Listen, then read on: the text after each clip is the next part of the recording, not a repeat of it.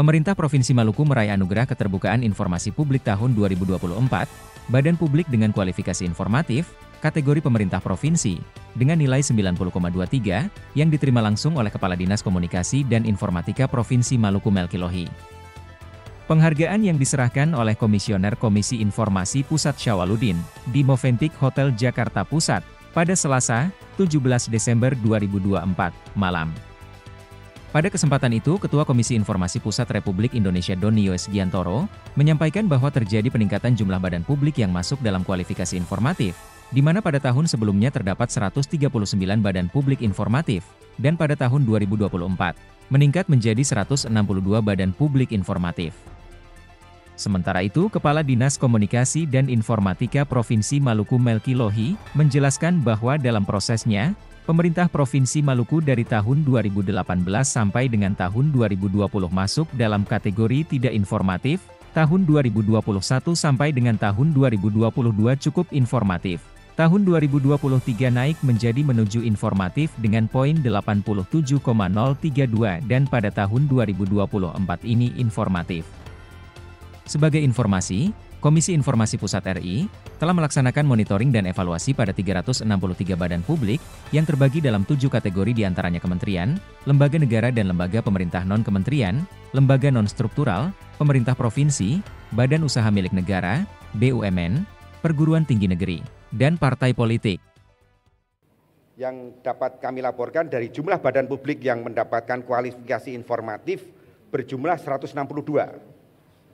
Atau 44,63% dari 363 yang naik secara signifikan dari tahun 2023, yaitu 139 badan publik dari 369 dengan rincian sebagai berikut.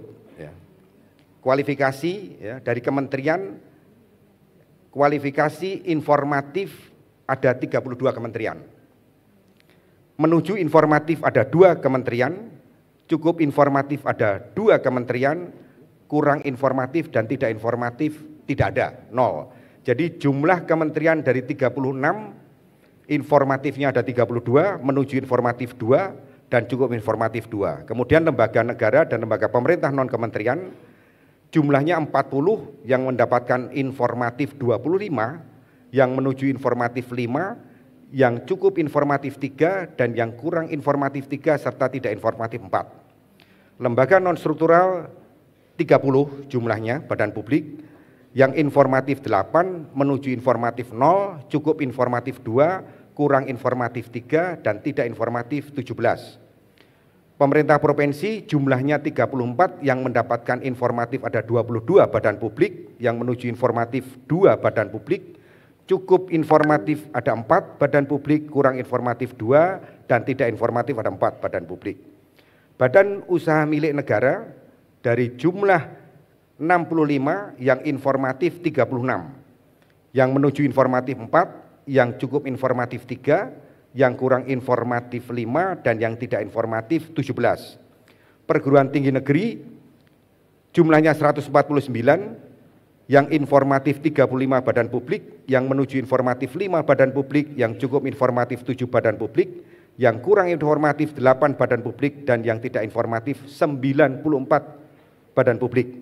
Partai politik ada 9 jumlahnya, yang informatif ada 4, partai politik yang menuju informatif 0, yang cukup informatif 2, yang kurang informatif 0, dan yang tidak informatif 3. Jadi dari 363 badan publik, yang informatif jumlahnya 162 badan publik, yang tidak informatif 139 badan publik. Dan 139 badan publik itu kontribusi yang terbesar ada 2. 1 dari badan usaha milik negara dan perguruan tinggi negeri.